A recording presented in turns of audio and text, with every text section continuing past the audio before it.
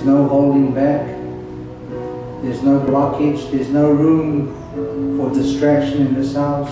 So we just speak to you and tell you to go. In Jesus' name. Lord, we want to give you our all today. So we just thank you for that, Lord. And we just pray for those houses this morning, the part of the body that's gathering in the same time that we are, and even tonight, Lord. We just speak blessing over them this morning. Your word through them, God, be encouraging, uplifting, life-changing, God. We just bless our brothers and sisters in Freeport, in the body of Freeport, Lord. We just bless them this morning. So we just thank you for all you do, Lord. Come and have your way in Jesus' name. Amen.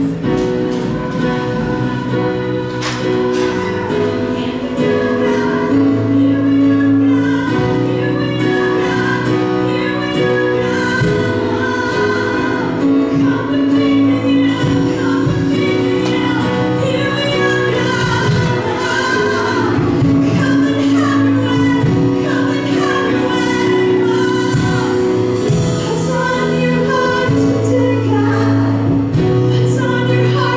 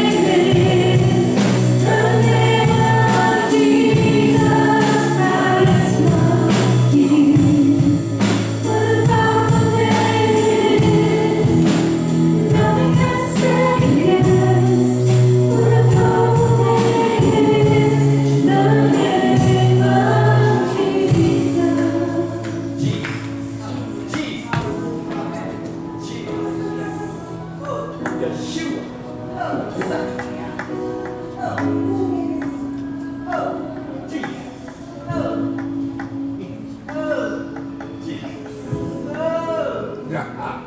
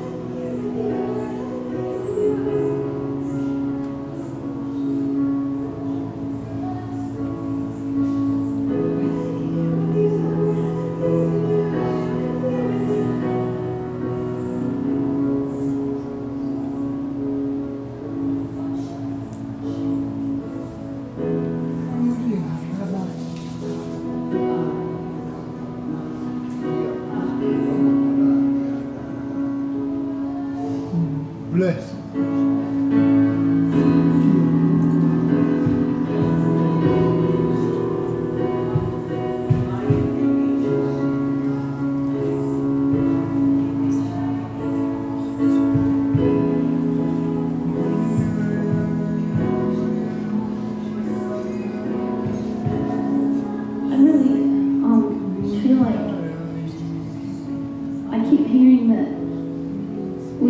Existing. We've just been existing and just like day to day, just existing and in His presence. Like I was just seeing like no more existing want the living. We want the living. We want to live. We want to live in the fullness of what He has for us and live in the fullness of what He has paid the price for us to live in. And before we started singing this song, I was hearing there's no striving in pursuit. And I was like, God, how can that be? Because pursuit is an action. Pursuit it requires something. And He said it's because you rest in my pursuit of you. Amen. Hallelujah. Oh, that will set some people free this morning. Oh, you can rest in His pursuit of you, that it will not relent, it will not let up, and it will not let go of you. That's how there's no striving in pursuit. Because it's our response to His pursuit. And so this morning, Daddy, we just ask, show us, Daddy, breathe into the places where we've just been existing. Breathe into the places, God, where we've just been existing, and release your breath of life. That it would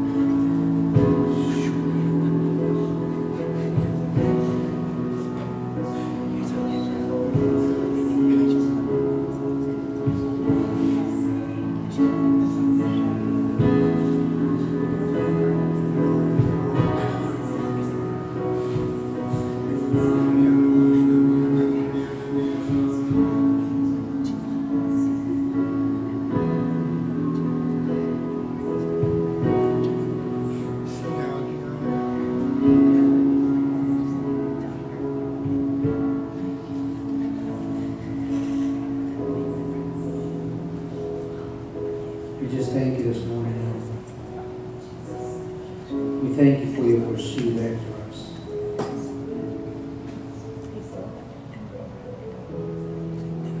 Lord, in change, there's always things that messes with us, and it's messy and it's unorganized, God, but there's structure and all of that. So, Lord, in the waiting and in the changing, Lord, we don't want to strive after you. Just like Nikki said this morning, we want to wait. I want to see and be still in the pursuit that you have after us. So we just thank you that you love us with an everlasting love.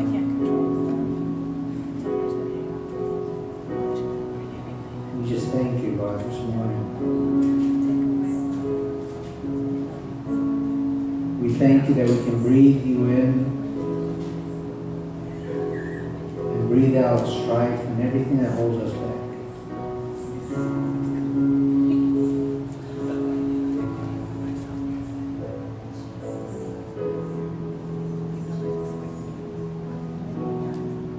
We just thank you, Lord. Continue what you are doing this morning, God.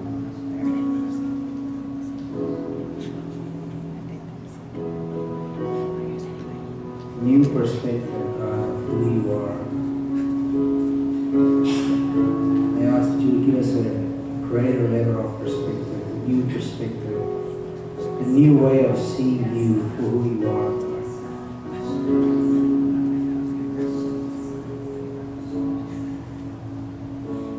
Just like Paul, God, you took a man that was after your people, God, and you encountered him, and you allowed the scales to come off.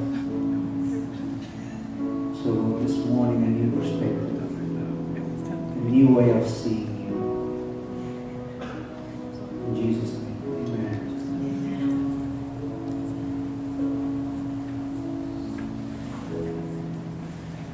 We can always stay in a place like this. I mean, if you're not used to it, you can get used to it. So we just thank you. Thank you for being willing to go where the Lord is leading you.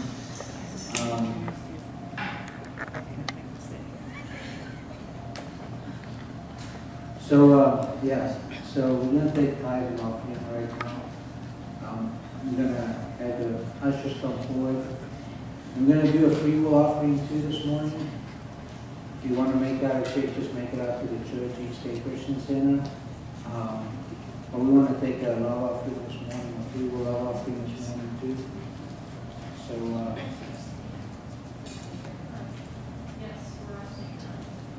I was going to, it was for me, but I thought I was going to get a free will offering this morning. So, yeah, for me, I was just like,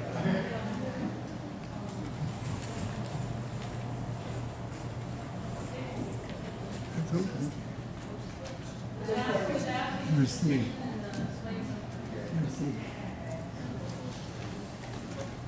okay. So, Lord, thank you for your presence. We can't live without it, Lord. Every day of our lives, Lord. So we just bless you. We give you all the glory, all the honor.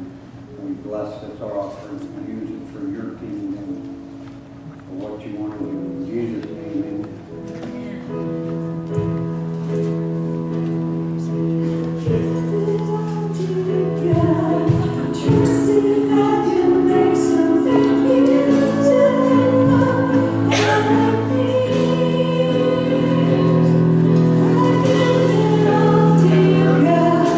Trust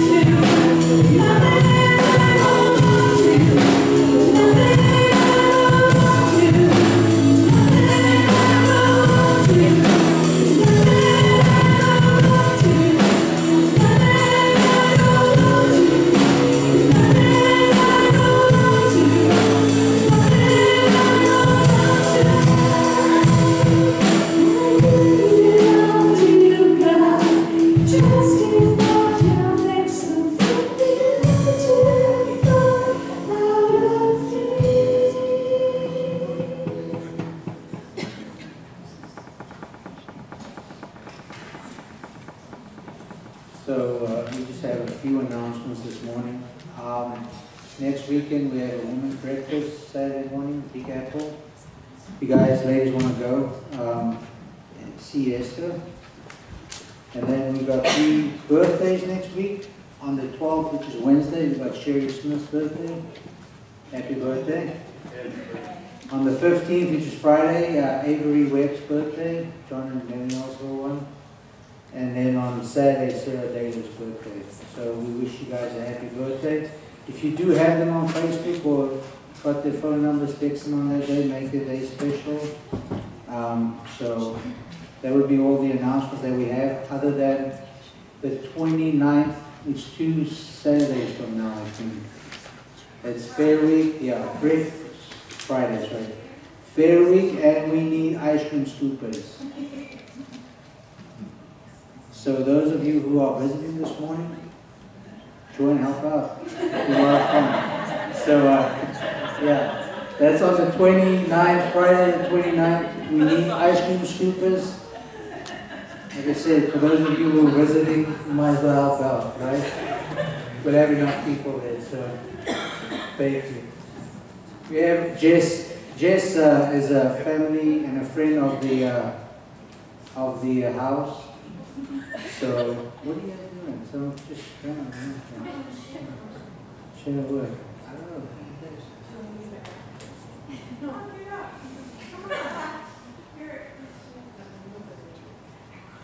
Just for one person, so now I feel like I'm putting, okay.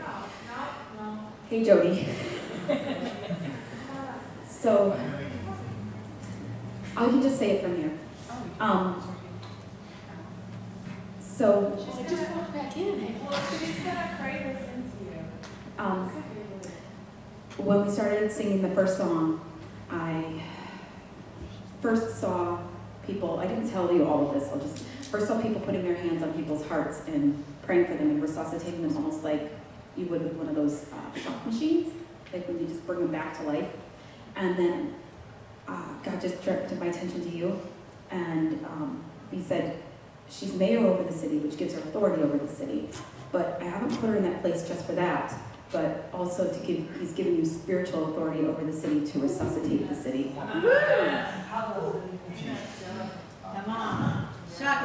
It's a big word, but then I heard, and this is dear to my heart because my name is Esther, he said, for such a time as this. Hallelujah. Hallelujah.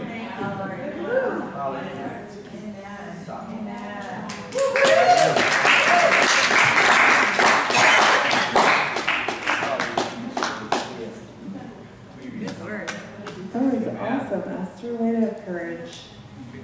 Okay. Hello. All of you beautiful people that I've missed so much. And welcome to Texas. We have 3 veterans.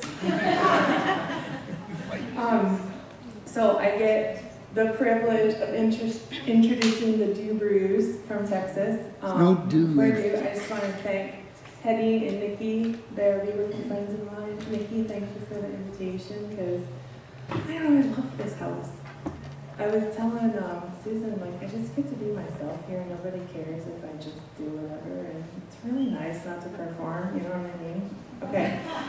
So there's a lot I could say about Susan, and so before I start though, I want to honor the Barr family, Pastor Steve, Linnea, and Ruth. Something really fascinating happened. There's 2 times in my life where you've probably heard people talk about the dark night of your soul. I'm 41 now, but 2 times in my life I had these dark nights.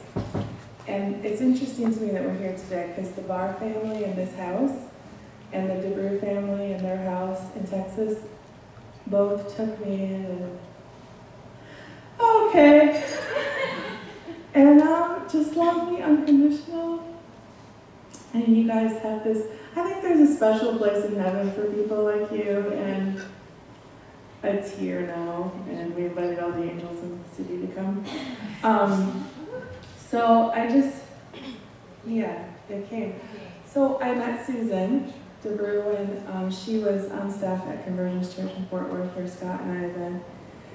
And and Gregory, and then she might, are you going to tell your story, or do you want me to tell part of it? Gregory actually got really sick, and so, pastor salary, health insurance, she started praying, like, I gotta make some money to pay all these medical bills, thanks Obama, and we bless him, and I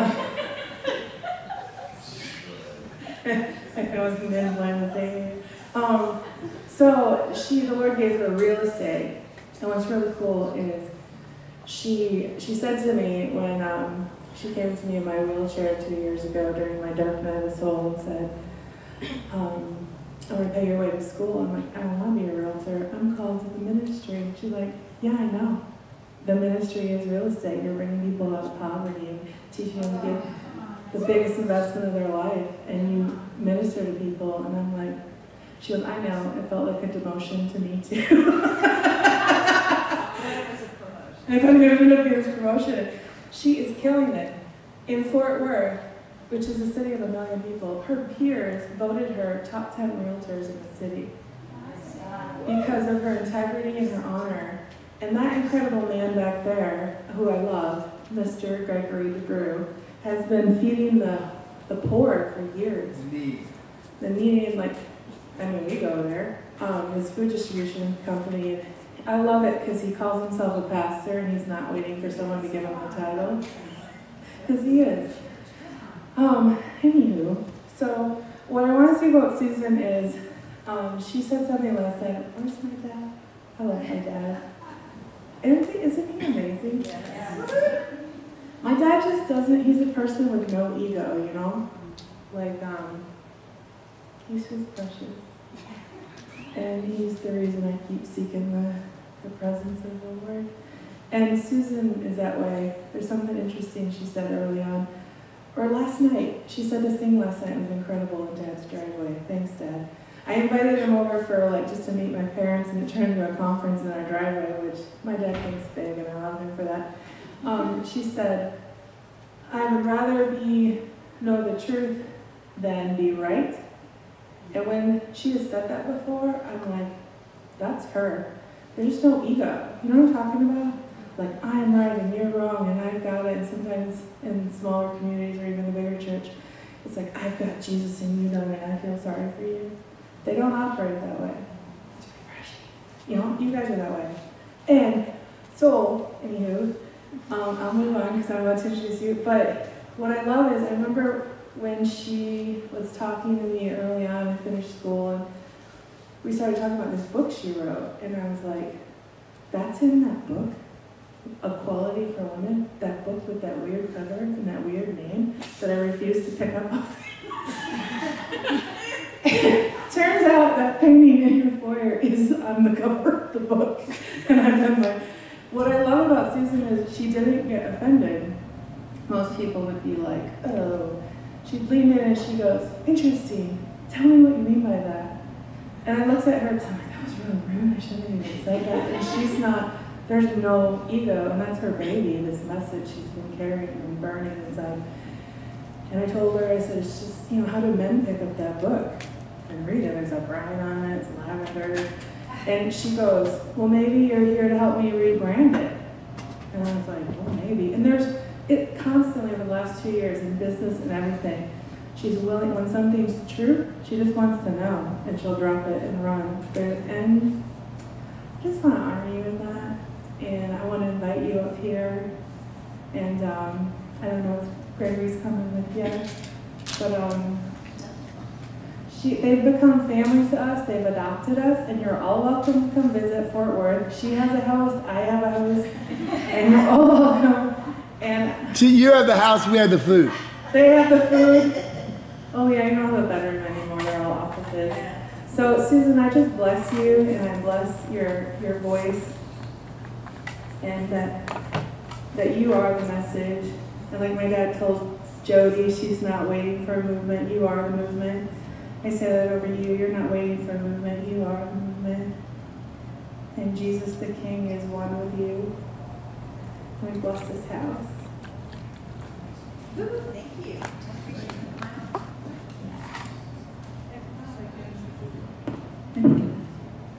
Awesome. This is a picture of the book that she was mentioning. So when I walked in your guys' foyer, like, it's actually the exact same bride.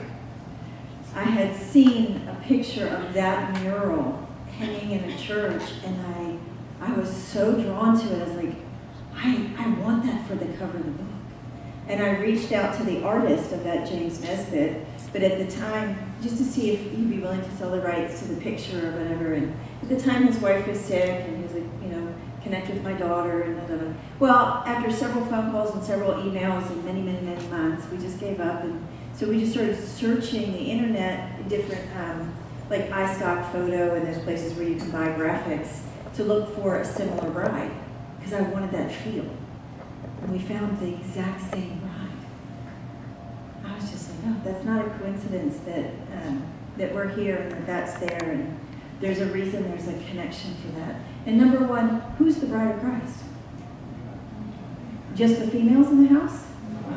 It's the whole church, right? We're all the bride. We're all sons of God, regardless of our gender. We're all the bride, we're all sons, and we're all kings in the kingdom. We're all called to rule and reign with Christ. Every one of us, regardless of our gender. And I'm here today with a whole lot in here, way more than I could possibly deliver on a Sunday morning. So I'm going to have to ask the Lord how to hone me in and bring out just what needs to come. But I felt strongly yesterday as I was praying both about last night and this morning, that last night was to be about submission, and this morning was supposed to be about women in leadership. And so I'm going to give you a very brief synopsis of last night, because I can't talk about leadership without describing the kingdom of heaven on earth and how God's kingdom is very different from the kingdoms of this world. Actually, it's almost diametrically opposed. The kingdoms of this world, when you hear the word kingdom, most of us see a picture like this. A pyramid with a leader on top. The king is on top, right? He is the most powerful one. He is the preeminent one. And all of the people, the resources, the energy of whatever kingdom it is, go to feed the vision of the head, or go to supply the head, right? If it's a national kingdom, the taxes, the energy, all of that goes to feed the royalty. And then your significance in that kingdom comes from how close you can get to the top. And influence and authority is often wielded that way in this self-serving, self-motivating venture. And it feels normal because that's all we've experienced. And sometimes even in churches, because we don't know a different structure or we don't know a different model, we inherently want to be good and we inherently want to be honorable, but we still try to squeeze it into that kind of a dynamic, right? And so everything goes to feeding like one person on the top.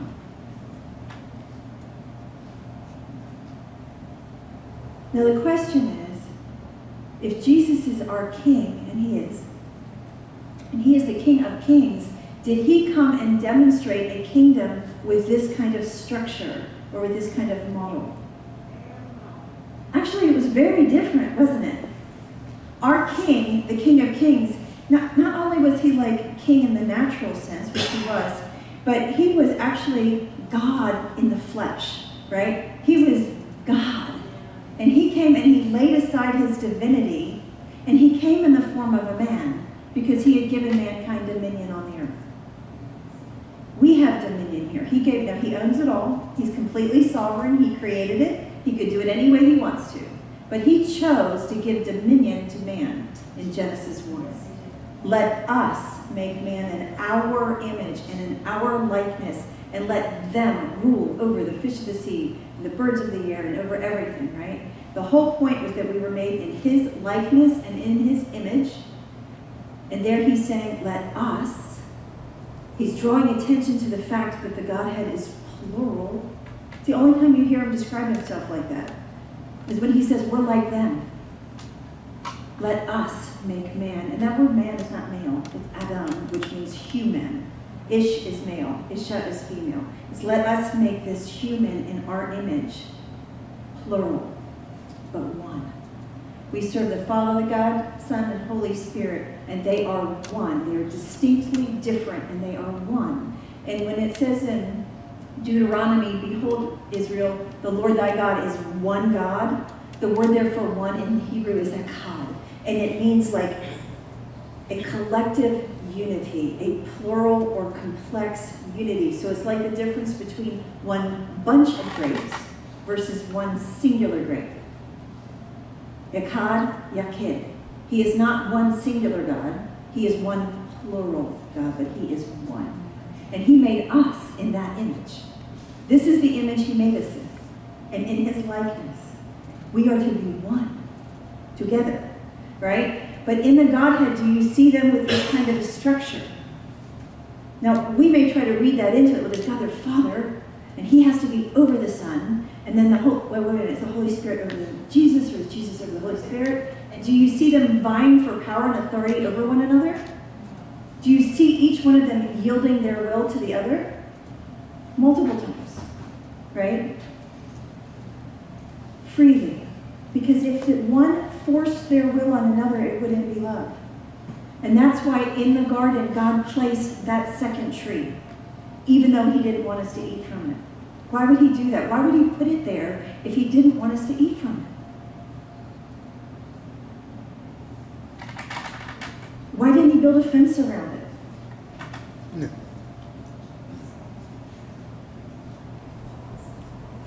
He could make us do his will if he wanted to. He's big enough and he's strong enough.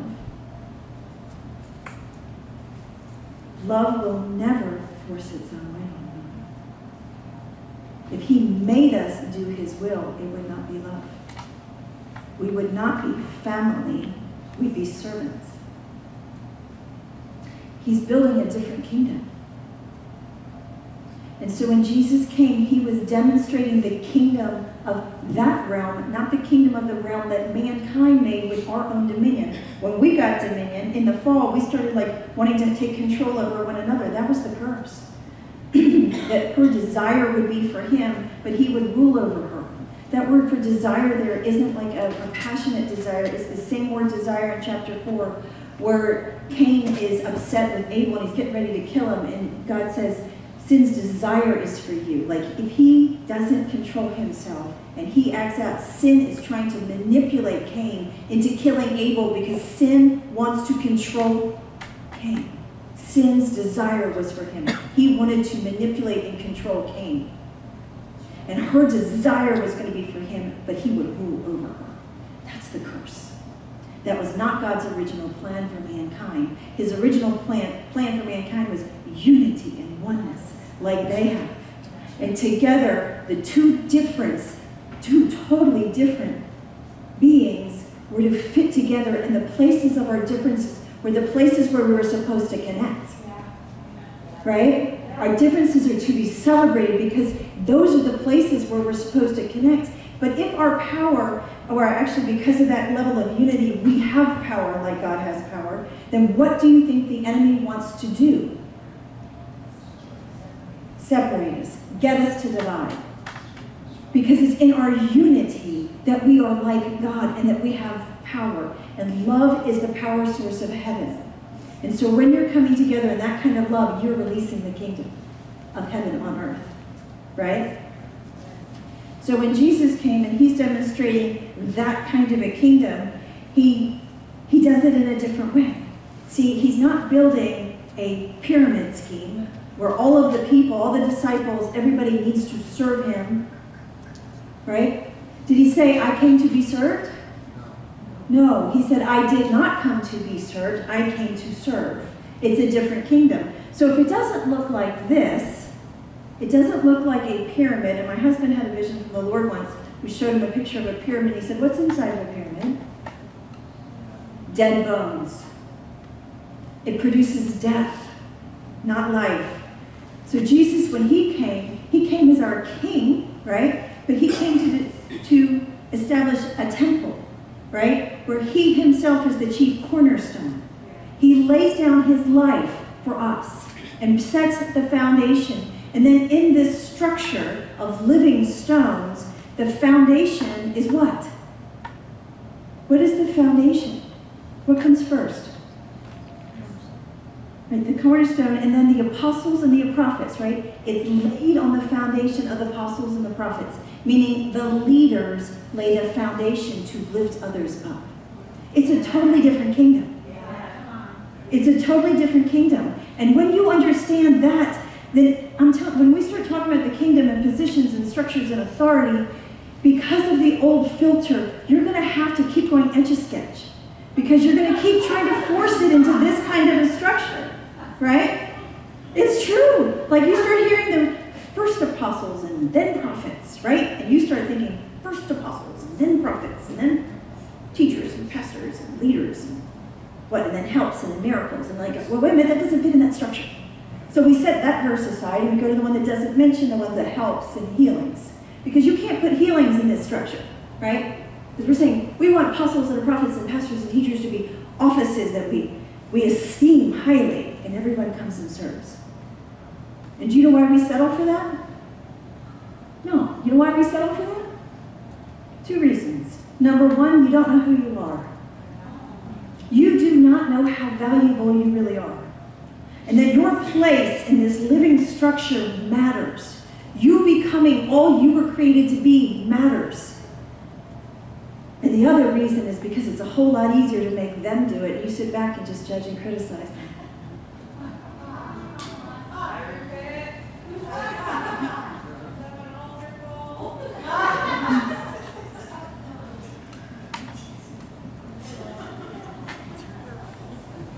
Was that not a healthy club? Sorry. That was the first time I said that. But it's true, yes? I mean, sometimes it's easier for us to sit back and judge the one who's on the forefront, plowing ground, and getting mad at people. And believe me, the enemy wants us to divide, and he doesn't care what we divide over. It could be race, it could be religion, it could be gender, it could be money, it could be education. It doesn't matter. As long as he can get us mad, or he can get us to feel inferior, it doesn't matter what he gets us to disconnect from, because our power comes from our unity. Right? And you're not going to have unity without honor.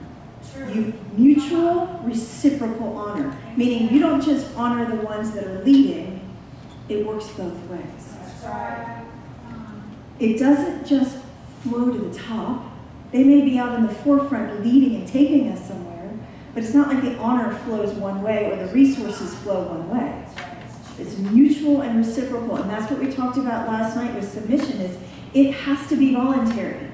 In the kingdom, for it to be kingdom submission, it must be voluntary. If you make me love you, can I love you? And if you tell me I have to submit, can I submit? No, I can serve like a servant, yes.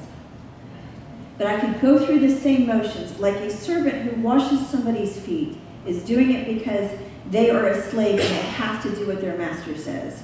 And then you can have Jesus, who is the King of Kings, who has a royal robe, the one they're going to cast lots for tomorrow. And he takes it off voluntarily and he sets it aside, but because he knows who he is, he has no problem at all bending down and washing another's feet. And he's not even just washing their feet, he's teaching them on the night before he dies, this is how I want you to lead.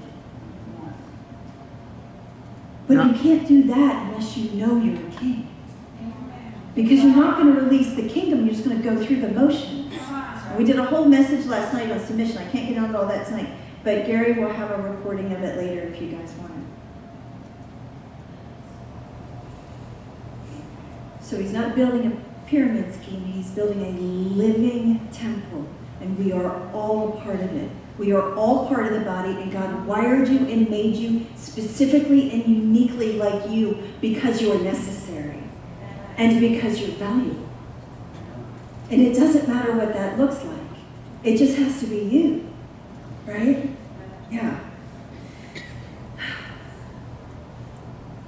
Mark 10.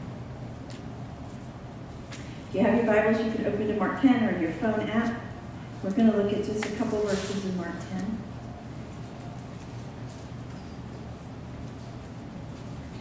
Now, in this story, before this, we're going to start in verse 41. James and John are brothers, and they get their mom to go to Jesus and says, hey, when you come into your kingdom, would you have my son sit on your right hand and on your left hand?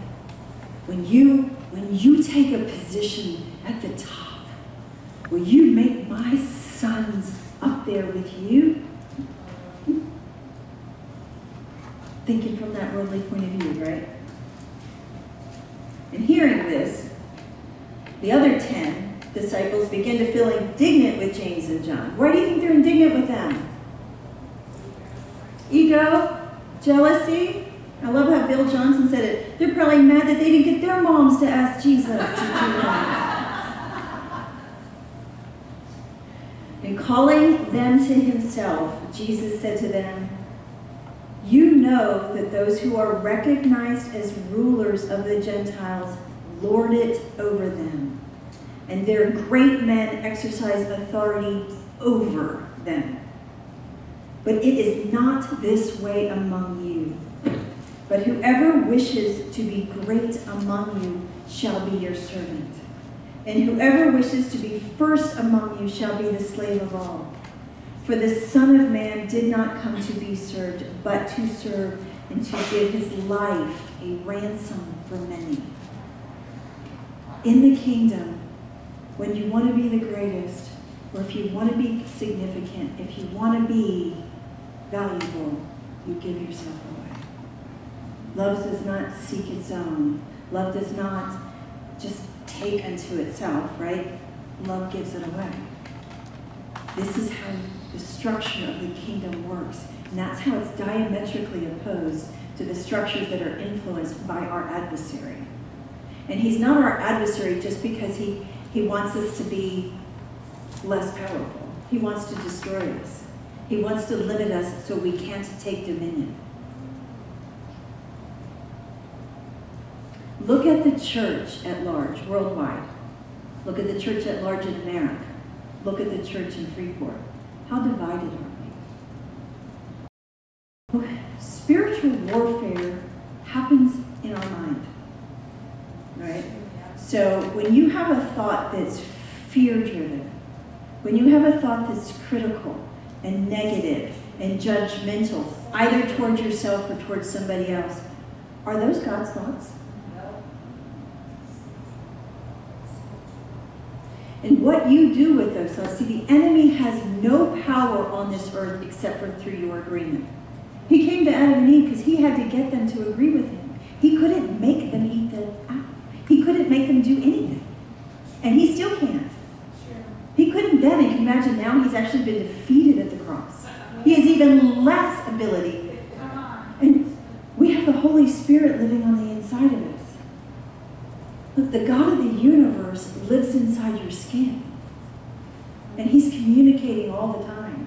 But the enemy's going to go, you don't hear from God. You don't hear from God.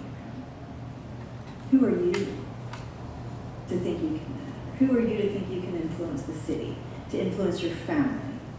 Who are you? I'll tell you who you are. You are a son of the living God. That's why they crucified Jesus, because he claimed to be the Son of God. And he says, but now you're my brethren, and now you're my heirs, and I'm bringing you into me. John 17 says, let us be one with him. Just like God, just like Jesus and the Holy Spirit and God are one. John 17, read it, verses 20 through 23. He's pulling us into him. And not only does he want us to be one with him, literally like a marriage relationship, one with him, but he wants us to be one with each other. And he said, then the world will know that you sent me. When we are one. But here's the thing is, if you think that God is this amazing, perfect, which he is, amazing, perfect being, and I'm nothing but a worm, I don't deserve that. You know how much I've screwed up in my life? I screwed up yesterday. Who wins when we withdraw from that? The enemy. In John 17, Jesus said, Father, let them know that you love them as much as you love me.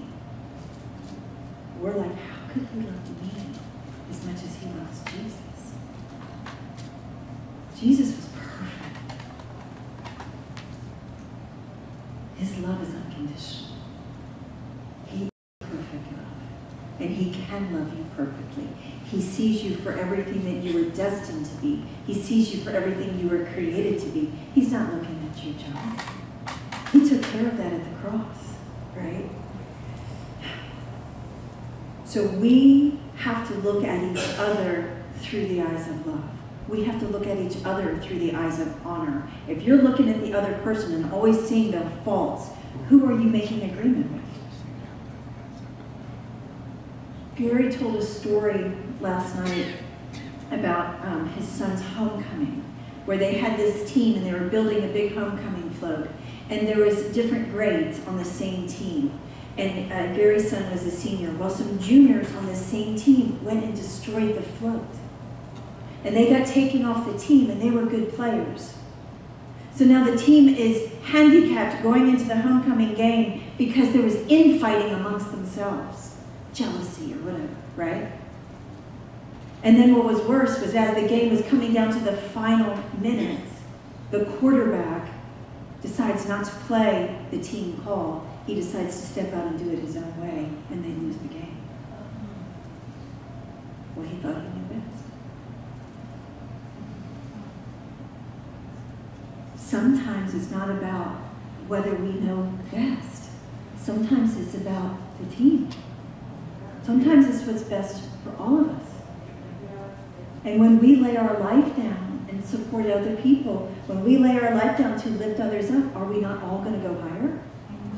Is there a ceiling or a cap to this? Not when you're building this. Now, there's a cap when you're building this. Right? Oh, there's only so much room to go. But you know what? The foundation can get as big as we want it, and it can hold as many people as we can fit. We're all one body, all of us. You guys are a body, and your body is part of another bigger body, is part of another bigger body. We're all part of a body, and we're all meant to fit together. We're all meant to fit together. And we're living stones, and we may get moved around some. And if your heart is like, well, they're supposed to serve me, but God's now called them to a church down the street, if we don't understand that we're all still part of the same body, we'll get mad at them. We'll be crushed that they left us because we're building our own kingdom. Right? Instead of blessing them and still staying connected with your heart. And now it's actually expanded because our hearts are still connected and we're growing across town. So why do we even have leaders or leadership? Like, what's the point of government, right? Can anybody just do their own thing? I mean, it's very individualized. We're all important. We're all unique. We're all a thumbprint, you know. But when you come together in agreement, you can move mountains. When you come together in agreement, one put 1,000 to flight, but two can put. And so the purpose of government, like I even love our American government because we got it at a very high level. The purpose of our United States government, which is a democracy or a republic, is for 3 stated purposes. Right? Life, liberty, and the pursuit of happiness. Life meaning the government's job is to protect us. To protect and to promote life. And that's what we do as a team. That's what we do together. Right? It becomes exponential. We become more like our corporate worship is important. Like your individual worship is important, but isn't there something different about the corporate than the individual? Right? Yeah. The enemy, if he can get us to divide and get off all by ourselves, he can really pick us off. Right? Liberty. Freedom. Freedom was so important to God that he created it from the very beginning that we had to have a choice. If there is no freedom, love cannot grow. Love cannot exist in an environment absent of freedom. And here's where you can say, well, what if I'm enslaved in a foreign country? Like, what if I'm a missionary in China and I get thrown in jail? I'm no longer free. Can I still love? Well, is your freedom an inside job or an outside job? Daniel served 4 kings.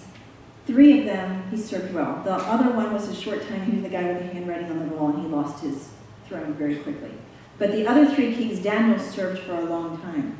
Now, Daniel had been taken out of Israel as a slave into Babylon.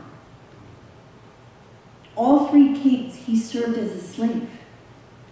And all 3 kings, Nebuchadnezzar, Darius, and Cyrus, they all wrote letters to the whole known world describing Daniel's God as the God Most High. He impacted the whole world for God as a slave. And the only reason he had influence with those kings was because he loved them. And they loved him. And they trusted him.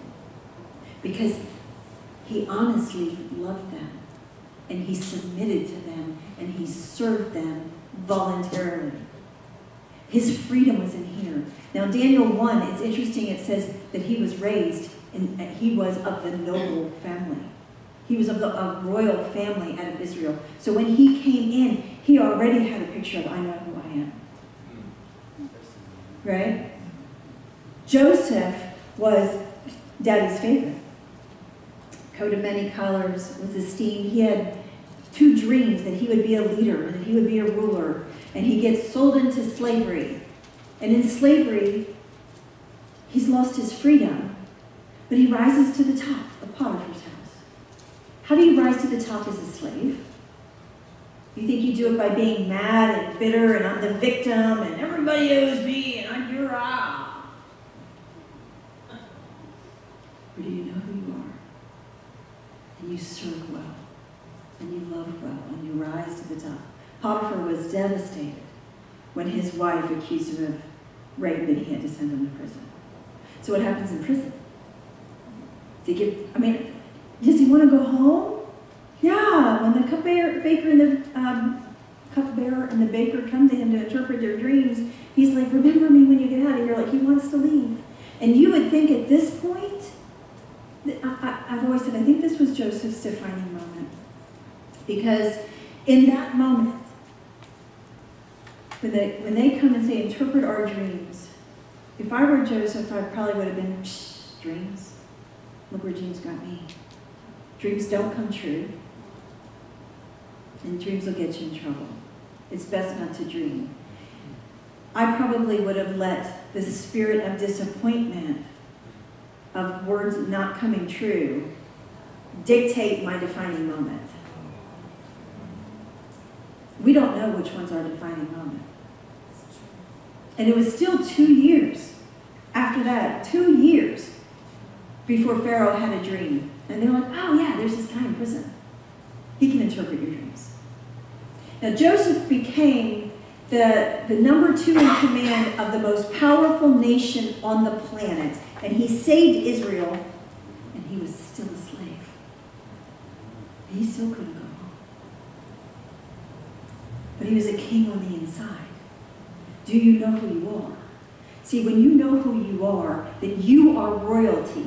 Peter says you are a royal priesthood. And if you're the son of a king, how do you become a king? Are you elected king?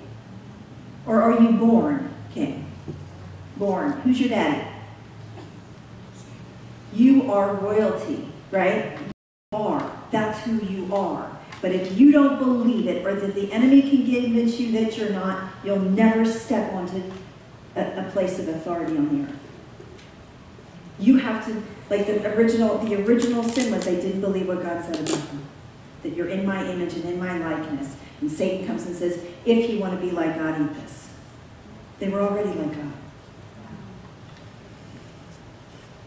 So we have government to protect life, to promote freedom, and the pursuit of happiness, to help us fulfill our destiny, to come together to lift us all up. We all have a goal of taking dominion for the kingdom on the earth.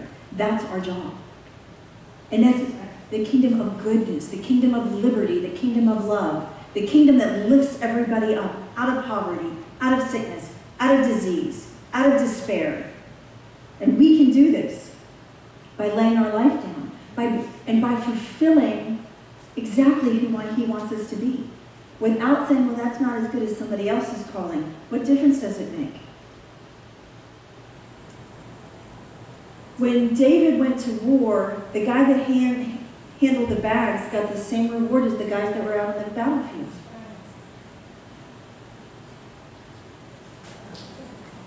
We all get the prize. How do you govern a free people?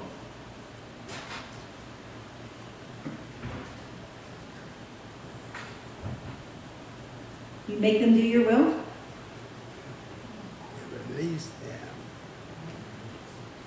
them. I agree. Leaders have visions from the Lord of where we're going.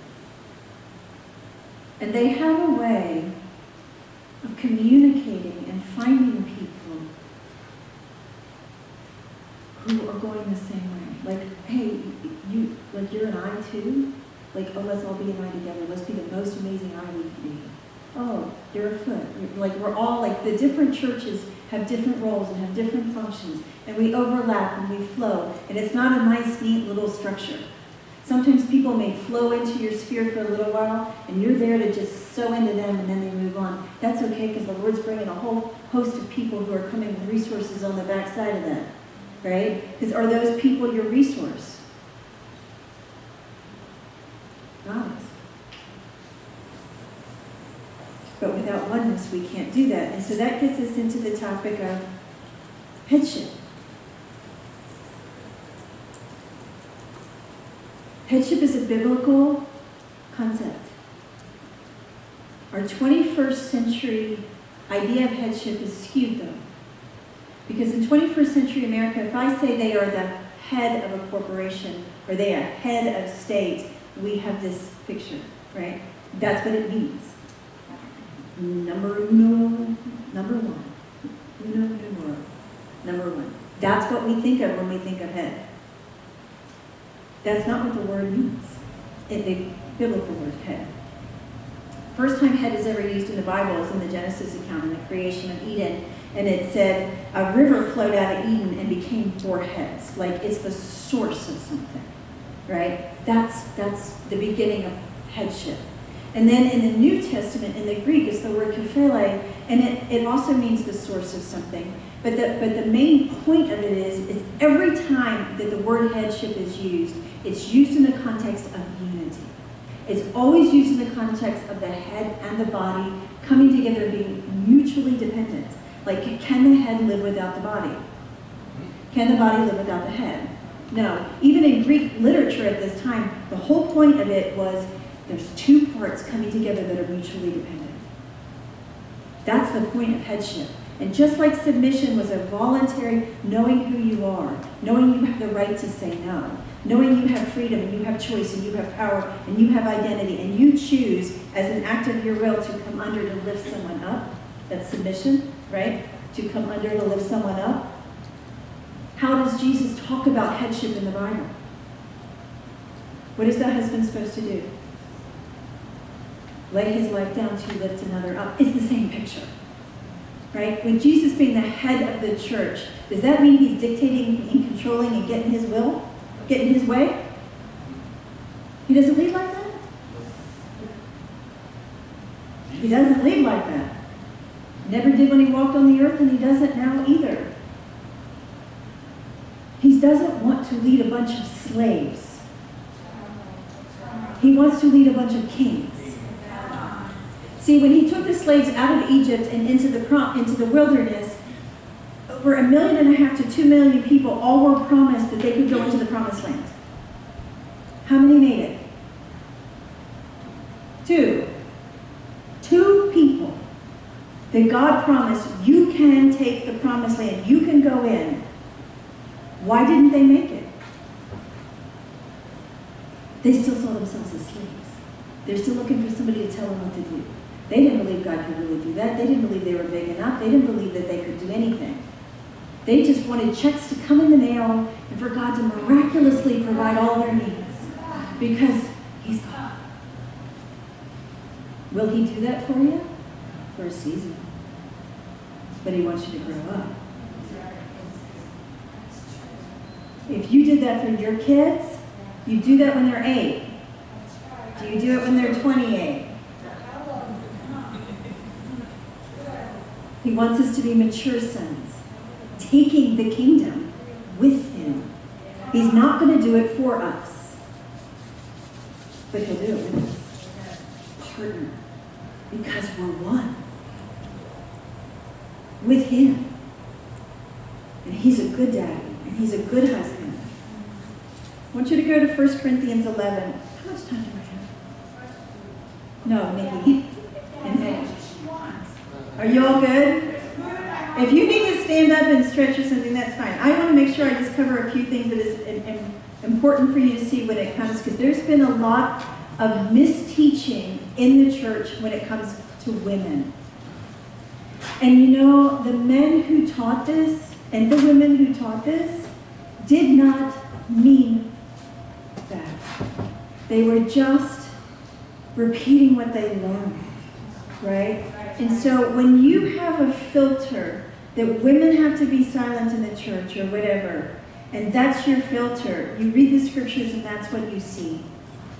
If you were in America 150 years ago and you believed it was God's will for slavery to be a human institution, you could see both Old and New Testament scriptures that said slaves be subject to their masters. Right? But because we have dominion here, God honors our institutions. It doesn't mean they're his will. Yeah, that's right. And we're, because he wants it to be a voluntary kingdom. He wants us to do it because we want to, not because we have to. It's a get to, not a have to. All right, so 1 Corinthians 11.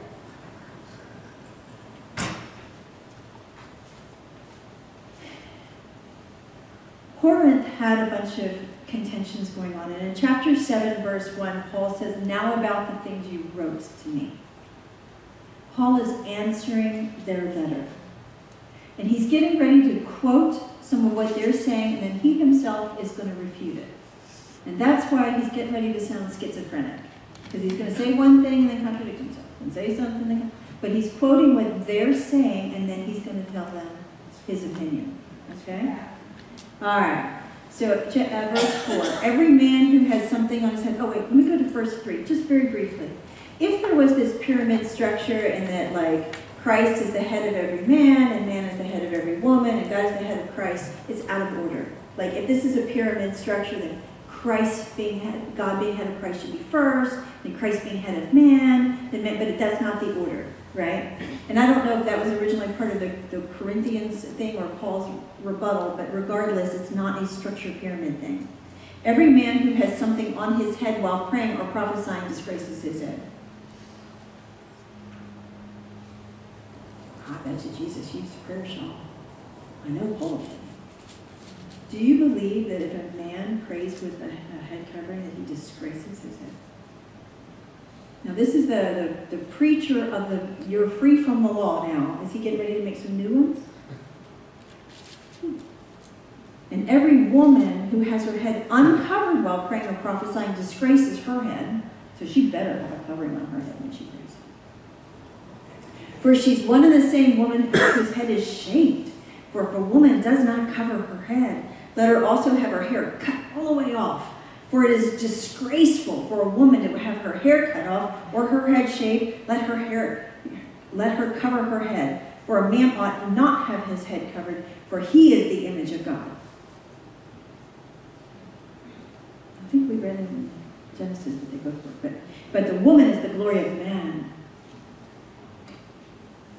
For a man does not originate from woman, but woman from man. For indeed she was not created for the woman's sake, but woman was created for the man's sake. And therefore let the woman ought to have a symbol on her head because of the angels.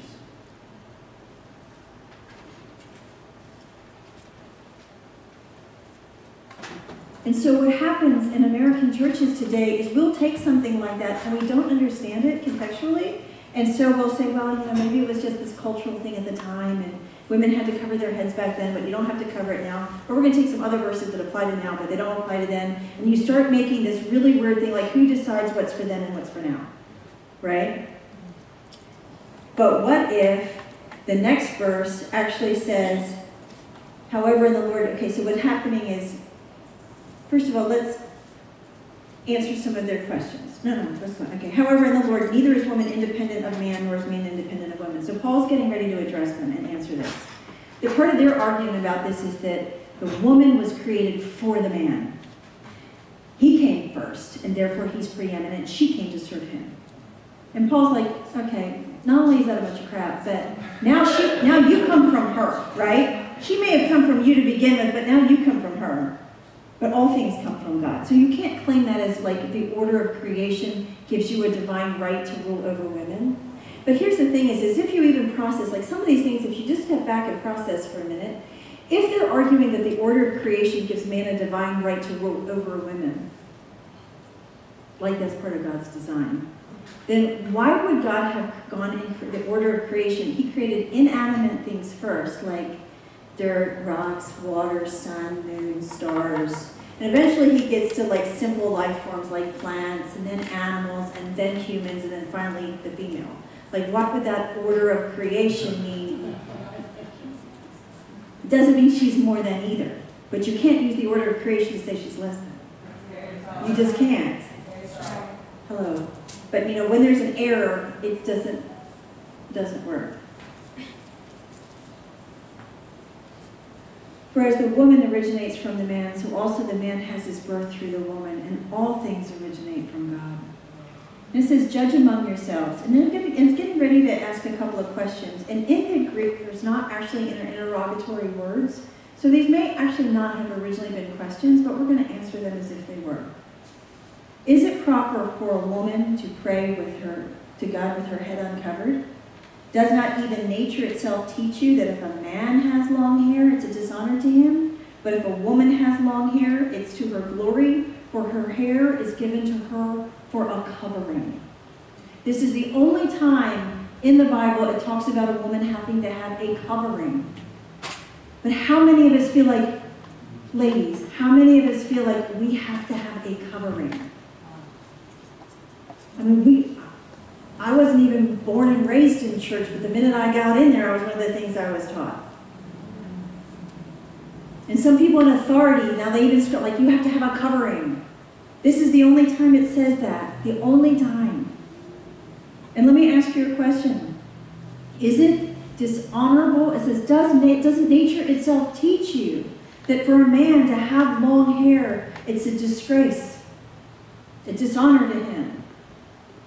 Does nature teach you that? If a man lets it go to nature, what will happen to his hair? It will grow just as long as a woman's. The ancient Chinese culture, the ancient American Indian culture, their long hair was, important to them in their culture. Sensitive. Yeah, was there any men in the Bible? Does the Bible itself actually teach you that for a man to have long hair, it was a disgrace for him? Samson was a good one. His strength was actually his hair. He lost his anointing when his hair was cut. The Nazirite vow, and I think it's Leviticus 6, but the Nazirite vow, which the Lord himself prescribes, when you set yourself apart for the Lord for a season, one of the things you do is you do not cut your hair. And if it was disgraceful for a man to have long hair, I don't think the Lord would have said, hey. It's a cultural thing, not a God thing. And so not only is it a cultural thing that the men had to have short hair, but it was also a cultural thing that the women had to have long hair, and that they had to have like a covering over their head.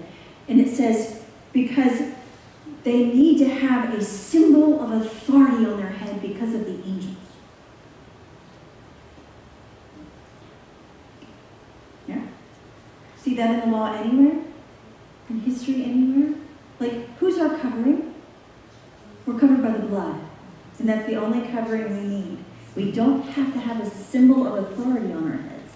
That was this false Corinthians perspective. And Paul's answer is in verse 16. And he says, but if one is inclined to be contentious, we have no such practice. Neither do the churches of God. We have no such practice. Now here's the thing. The NIV and the New American Standard changed that to say we have no other practice. because it just contradicts everything that was just said. But when you look up that word in the Greek, and mine is actually a New American Standard Version that has other, but it has a little footnote, and when you look at the footnote, it says such. Like, we have no such practice. We do not do this in the church. We don't have hair length and head covering practices in the church. Turn to chapter 14. That's the next one. It's okay, you're good. Chapter 14, verse 34. Same bunch of contentious Corinthians. And again, he's responding to their letter. He's answering them. It says, the women are to keep silent in the churches, for they are not permitted to speak, but they are to subject themselves, just as the law also says. If they desire to learn anything, let them ask their own husbands at home, for it is improper. It actually is disgraceful for a woman to speak in church. And when I first got the revelation, the Lord spoke to me that my current, I believed this stuff in the beginning, that the way traditional people believe. And he was showing me that I was wrong, and I'm like, but I'm going and I'm like looking up the Greek and all this, and I'm like, and it starts getting worse because it's actually like in the same sentence, it tells you twice, no sound is to utter out of a female's voice in church. That it would be disgraceful. I mean, no singing in the choir, no giving of announcements, no teaching in the worship, like no sound. They're not even to be taught. If they want to learn anything, they should ask their husbands at home. In this culture, it was illegal for women to be taught the scriptures. Illegal. She could not speak to her husband in public, especially if he was a rabbi. And if she was a witness of a murder, she could not testify in a court of law because her word meant nothing. Women in this culture were nothing. And the Corinthians are saying it would be disgraceful if you let them start speaking in the assembly.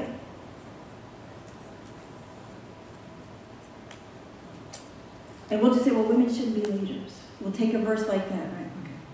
Okay. Verse 36, here's Paul's response. And it actually starts, that sentence, most translations miss it. The New Century Version actually starts that verse with, what? But there's a little e with a line over it. It's a disjunctive participle. And it basically means nonsense. It is a strong repudiation of what was just stated. Okay, and if so, it says nonsense. Was it from you that the word of God first went forth? Or did it come to you only? Paul's not silencing the women, he's smacking the ones who are.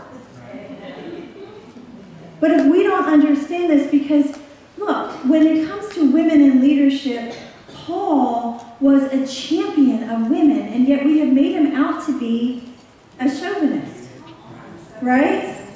When you look at, like, for example, Junia. Junia was an apostle, and Paul even refers to her as outstanding among the apostles. Well, in the 1200s, they decided that, well, you know, women can't be apostles, so Junia must be Junius.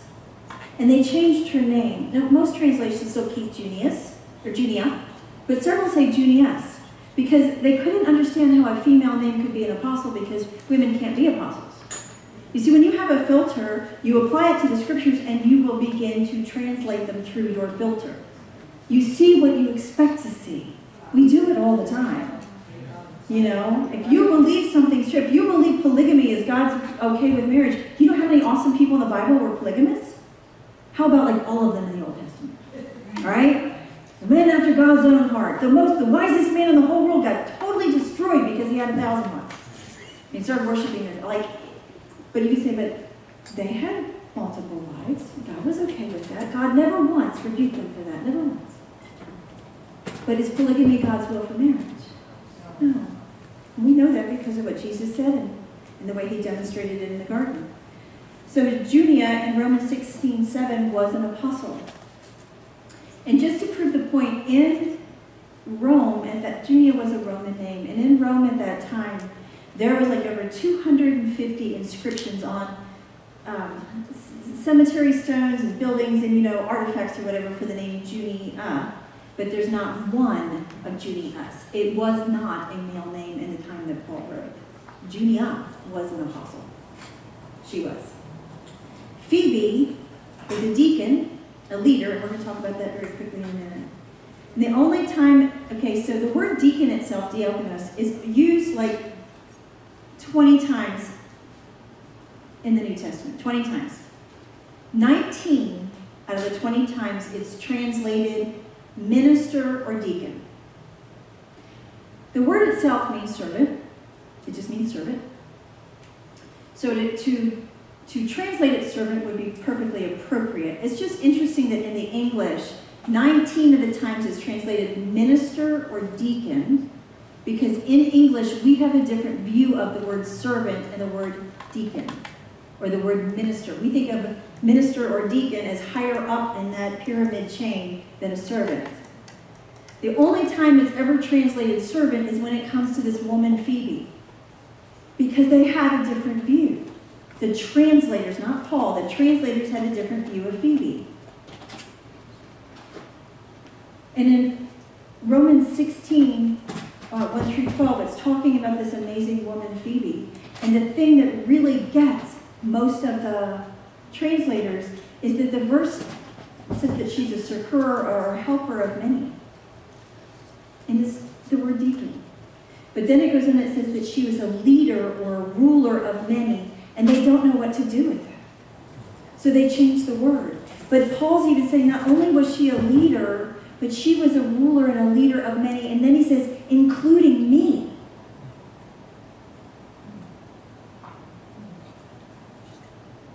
We don't get that when we're trying to fit it into this kind of a structure.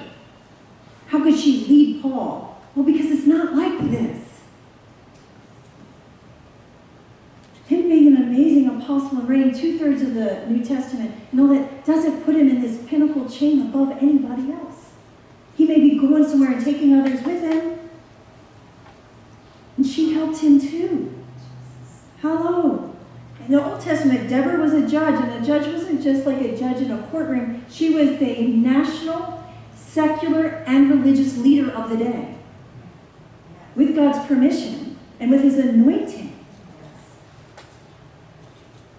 Despite their human institutions. Priscilla was a teacher. Her and her husband Aquila were a powerful teaching couple. And a lot of people are like, okay, because they want to do this. Well, they're like, whatever name is listed first, like that's the most prominent. Well, I think she's listed like 6 times, and 4 of the times her name is first, but 2 of the times his name is first. Like, what difference does it make? They're one. And if you're really one, how can one of you be above the other? And if you are fighting to maintain that position, you are not one.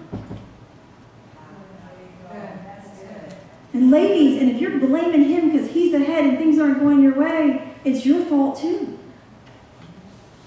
It works both ways. Yeah? Yeah. So in a day when these women, it was illegal for them to speak in public, they couldn't testify in a court of law, Jesus was talking to women, releasing women, Paul was empowering women, and this was against the law.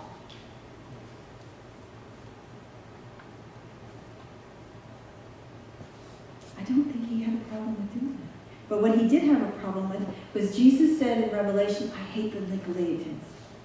I hate them. And the word itself, Nicolaitan, it comes from 2 words that basically together mean to conquer or subdue. And the word laos means the people. The Nicolaitans were subduing and conquering people. They were forcing their will on others. He hates that. It's the wrong kingdom. It's the wrong kingdom. And so if you're doing that in your own household or in your own church or in your own business, you are not taking it. You are not taking the kingdom. You're just empowering the dark side everywhere you go.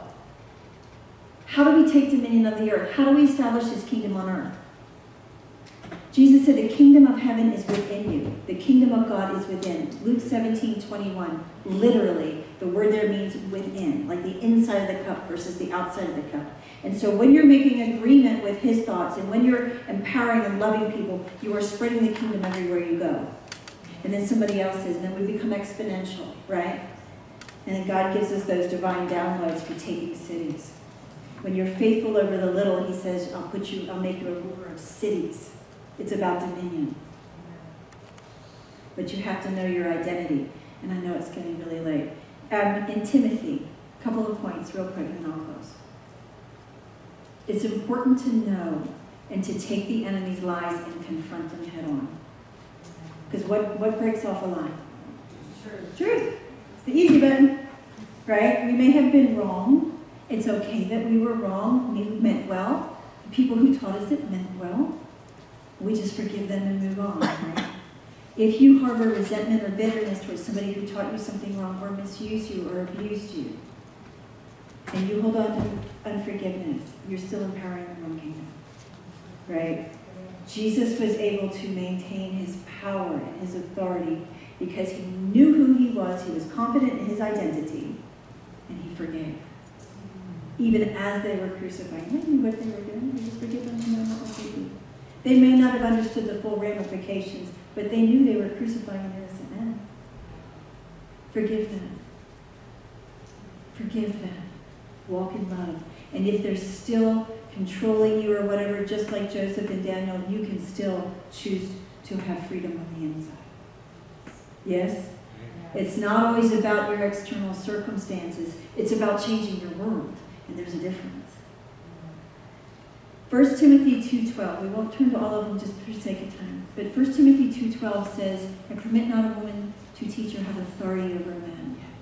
Now, the regular word for authority is the word exousia. That is not this word. This word in Timothy is the word authentium, and it's a different word. The word exousia, which we normally think of as authority, the only time it's ever talked about in the relation to men and women, the husband and the wife, is it says that the man has authority over the wife's body. Exousia. But then it also says the woman has exousia or authority over the husband's body. It's always mutual. It's always mutual. In the kingdom, it has to be mutual, right? This word for authority is never mentioned in the Bible anywhere else, so you have to go outside the Bible to find out what it means. And in the context, Timothy is in Ephesus, and there's this Diana or Artemis worship. It was the worship of this female deity, and if you were Roman, it was Diana. If you were Greek, it was Artemis, but it's the same goddess. And part of their worship was they would have these, they had temple prostitutes, and they had these orgies and all this kind of stuff, and the female, powerful female, would overtake the man and overtake him sexually. She would use her sexual mores or whatever to overtake him and overpower him and control him. And back in the day, about 500 years before Paul, that she would actually kill him as part of the worship and sacrifice to Diana. By Paul's day, they're not killing people, but they're still having the orgies, they're still doing the sexual prostitution and all of that, and they will pantomime the murder or at least do the whole act of she's overpowering him. And Paul's saying these women are coming into the church, freshly saved, some of them not even like totally renouncing their old religions because they could just tack on Jesus too. And he's like, we're not doing that here. Women are not teaching that here. And part of the teaching of that Artemis with the female deity and the female being on top was they would even change the creation story where Eve was created first, and then Adam, and it was Adam that fell into transgression, not Eve. And so Paul's going, no, y'all got it all backwards. It wasn't Eve that was created first, it was Adam. And then it goes on and it says, in order for women to be saved, they have to have kids. If you read that in Timothy, you're like, I didn't get taught that in Sunday school. Like, I need to accept Jesus, I need to repent for my sins, and I have to have children. Well, I mean, we can't pick and choose. Like, it'll be saved through their, No, I mean, it's talking about in that culture they were having abortions and sacrificing kids. And, oh my God. He's talking about, like, saving people and saving children, that they're going to be cleansed and it's going to be okay. Right? He's talking about a specific culture and what was going on there. Yes. That's good. And you can't pick and choose. Like, you can't say, well, women can't have authority over men, but they can get saved without having kids. You know what I mean. 1 Timothy chapter 3. And again, 1 Timothy chapter 3 is talking about like overseers and elders and all that. And so again, we're going to bring our little filter because we think an overseer is the guy on top. We think an elder is somebody who rules the church. Well, actually, when it's talking about elders in 1 Timothy 5, 1 through 2, and it's talking about elders, it's talking about mature people, more mature. The more mature you treat like fathers. And the more mature women you treat like mothers. It's the same word. It says elder men and elder women. It's talking about elders. Some of our translations kind of take off the word elder, but it's actually there in the Greek. And it says then the younger ones like brothers and sisters. It's not talking about people who are ruling a church. And then in 1 Timothy 3, 1 through, it says it's talking about overseers and elders. In that context, from verse 1 down to 13, and we're going to close. It says, if any man wants to be an overseer, it's a good thing he wants to be. And then it goes on and it talks about he has to be one man, he has to have one wife, he has to, right?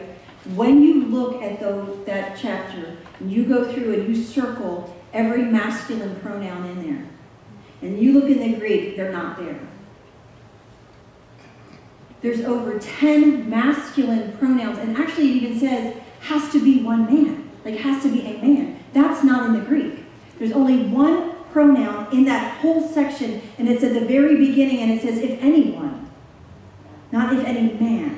But our translators viewed that they had to be men, so they added them for clarity. Even words like has to be a man. You look it up. Like I can take all the little underlined words. They're not there in the original. I'd love to take you all through that sometime. Okay. So can women lead?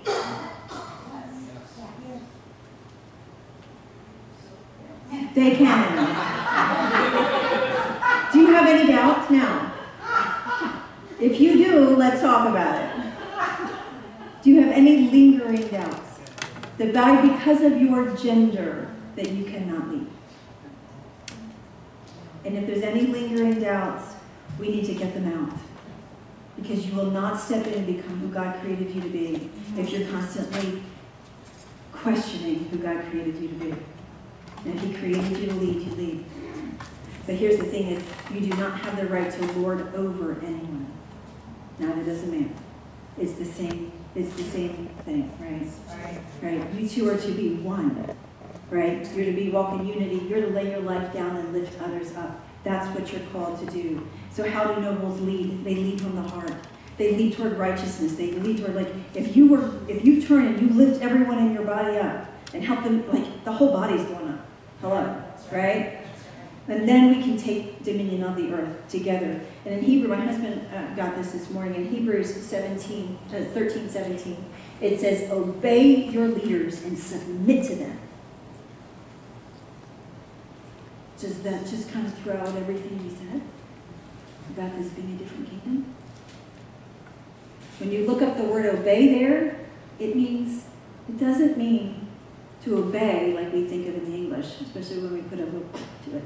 It means to be persuaded, to trust them. Trust your leaders. And then it says to submit to them. And that word submit is not hupotasso. It's not the coming under to lift other up. It's a different word. And this word submit means to resist no longer, to stop being combatant. It means to yield. It's totally different. But it's in the same kingdom. It's exactly what God wants us to do. He wants us to trust our leaders, to yield to them, and know it's always going to be mutual and reciprocal. And life flows when we do that. Yes? Now here's one of the things that I saw before we came to Freeport. I was praying one day about the trip in general. And I saw a glass ceiling over Freeport.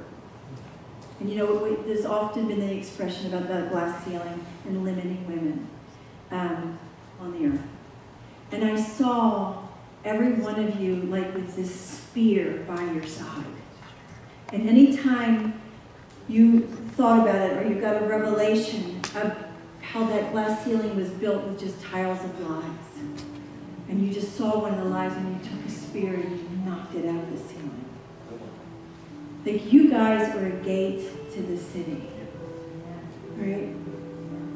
And if you poke a hole in that glass ceiling here, do you know that that freedom is going to spread? His kingdom is going to spread. And you're not just going to take this city, it's going to, like Jesus said, the kingdom of heaven is like leaven, and it's going to leaven the whole lump. It is. So anyway, sweetheart, you want to come and pray? Or Gary, do you have something you want to add? Because we want you to know that you are kings you are kings in the kingdom on the earth right now. The kingdom is not something that's thrown off into the future some thousands of years. When Jesus came and established his kingdom, he told Pilate, I am a king. But my kingdom is not of this realm. It's not of this world's system. Otherwise, we'd be fighting each other. Right? We lay down our lives to lift others up, and that's what establishes the kingdom. You want to pray? Blessing? What you got?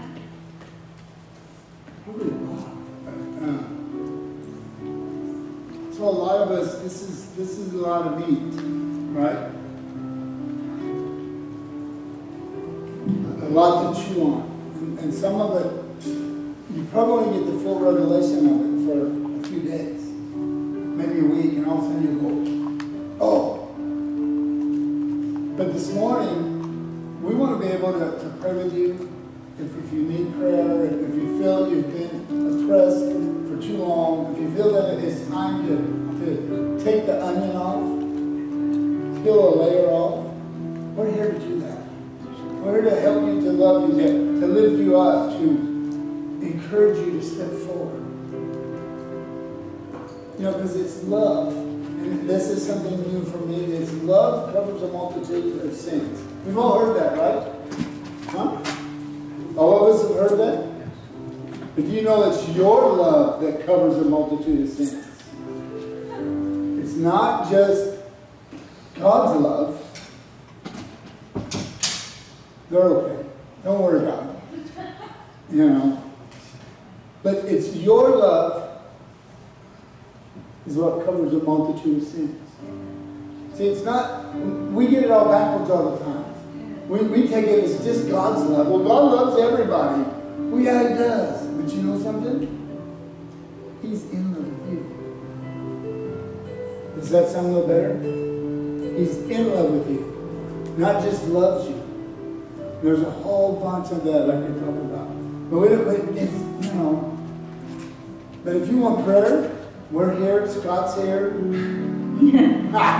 We'll release. If you wanted to bypass your brain and just go straight to your heart, have Scott lay his hands on you. But we came here because we really felt when we were asked to come to Freeport, something stirred in us. It's like, we always like to say our baby jumped. You know, and when Susan came in the door this morning and saw the same bread. It's not a it really jumped in her. And so, you know, we were meant to be here. It's a divine appointment. And so, we're here. There's one thing, too, that when I heard about the Kim Clement's prophetic word over Freeport and that it was going to start on Avon Street, we had a meeting there last night. I'm one of those left-brain analytical girls, so of course I had to look up the word Avon. It's actually in the Bible. It's Strong's number, it's the Hebrew 5777, and it means iniquity and perversion. And here's the thing, is you're in Freeport, and you are free from iniquity and perversion. And what our filter was about women was the wrong version. It was a perversion, right? It was. And when you understand that when you got born again, you are no longer a sinner. You are no longer in iniquity. That is no longer your nature. Now, Adam and Eve sinned without a sin nature, and so can you. But you're doing it knowingly. You're doing it by faith. You're doing it on purpose. It's not like you can't help it anymore. You're not flawed. You have a brand new nature. You are now in Christ, and He is in you, and you have the ability to do anything He wants you to do, but He will not force His will on you, ever. And if you have a version of God in your head that's a big, bad, mean judge in the earth, He's going to smack you down if you do something wrong, and you have to work so hard to please Him. You have to read your Bible, and you have to pray, and if you don't do enough, and how much is enough? Always a little bit more, right? Just a little bit more. It's a love relationship. He just wants you to love Him. And if you don't have a heart or passion for God, just ask Him to give you it. And He'll do it. Right? So we bless you guys. We honor you. We release you as kings on the earth. And we bless you to come into your authority and your place and your unity. And here's the thing is you don't have to try. You just be. Like you said, you just breathe them in and breathe them out. Right? And I believe too, when Henny and I were talking last night, and he shared a little bit of his struggle. As I was falling asleep last night, I felt like the Lord said, some of those struggles aren't even His. Like, they're not your struggles. Like, sometimes you'll go through something, and it's actually for other people. Like, you're learning things, and you're discovering things, and it's not always all about you. And that's true in the positive sometimes, and it's true in the negative. And so some of the struggles you're going through, like some of it doesn't really matter if they're yours or not, because you're going to overcome them either way. But some of them, you can't look at like there's inherently something wrong because you're struggling. Like you have to be able to carry this message. You have to get to the other side. And how do you come under and lift her up? How do you demonstrate headship like Christ did? How do you do that?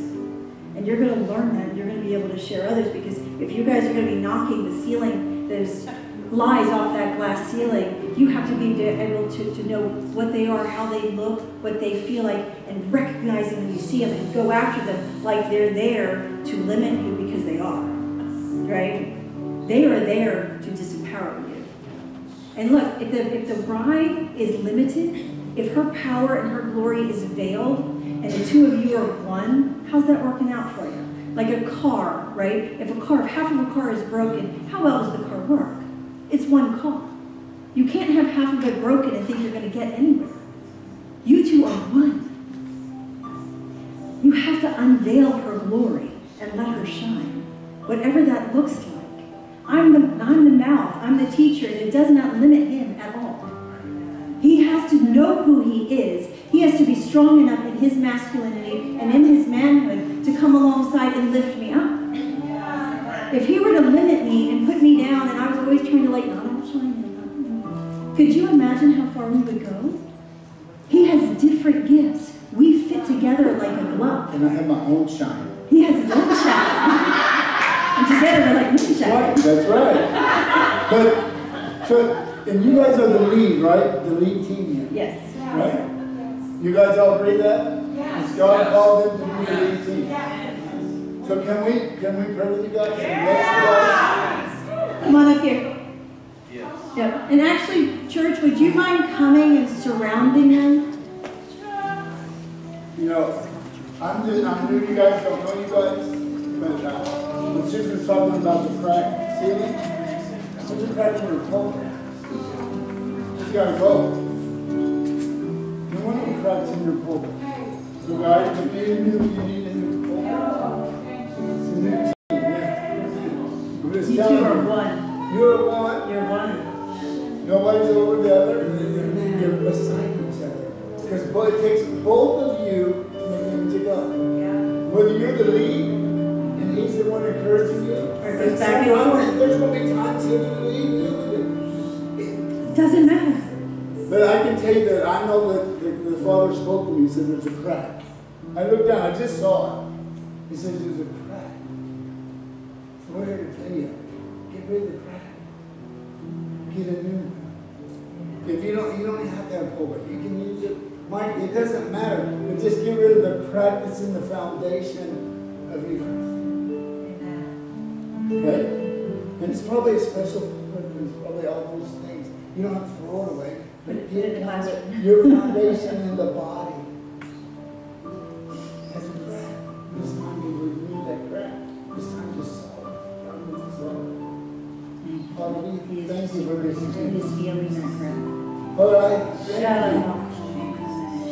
Father, that you continue.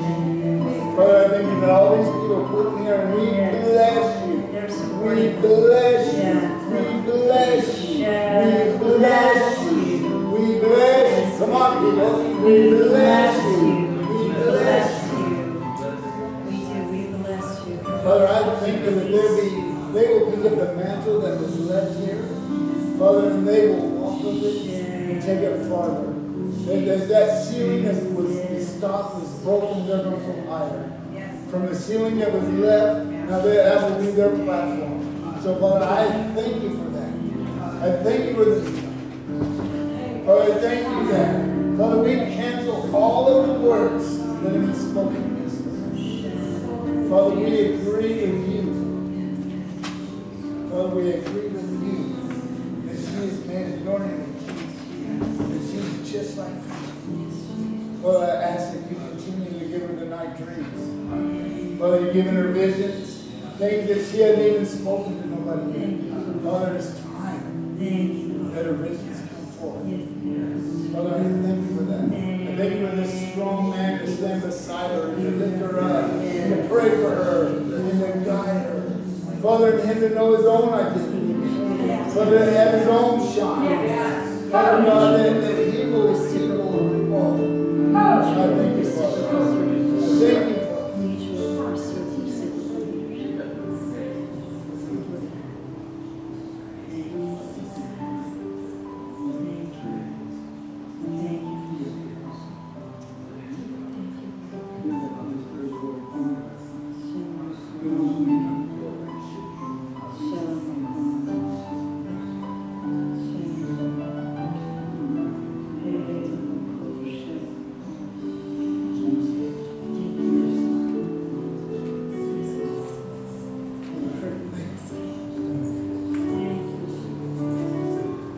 Father, release them now of any word curse. We call crop failure, Father, to the roots. Father, I ask you to replace your love in every place, Lord, where there's been dark. Father, we pull them out of their back. We pull them out of their back. We take the arrows and all those things, Father. We set fire from the balm of Gilead on them. Thank you, Father. Bless. Bless.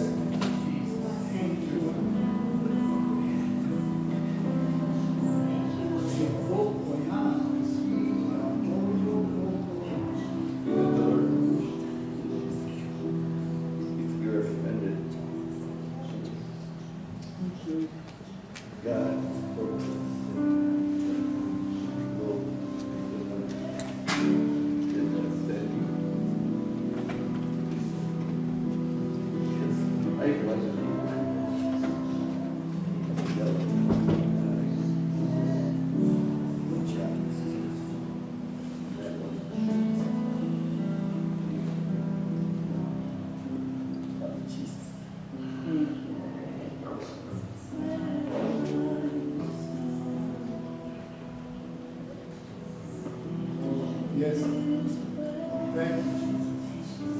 Thank you.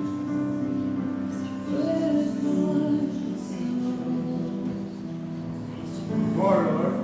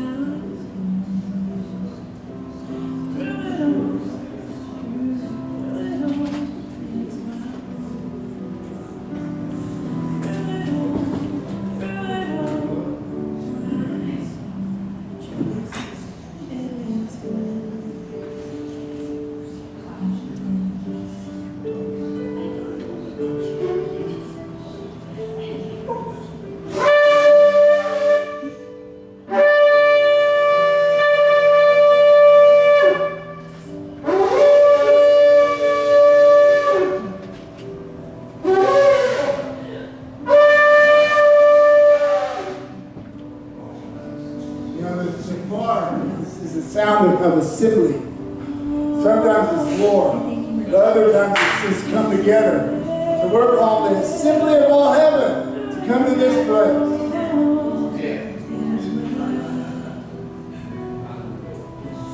Shout.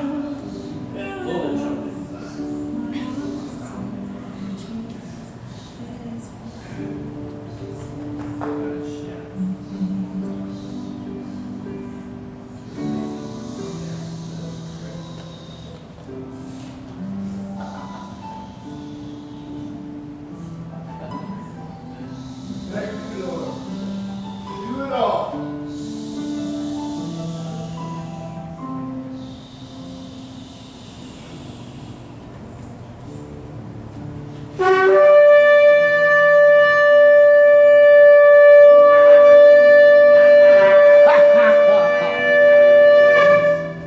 Come on.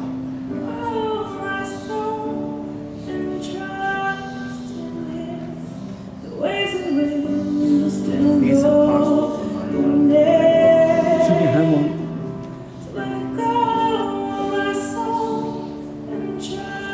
You can buy them, they're free.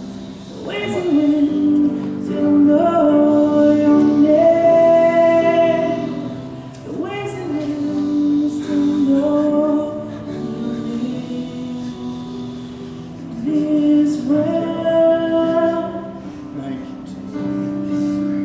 with my soul.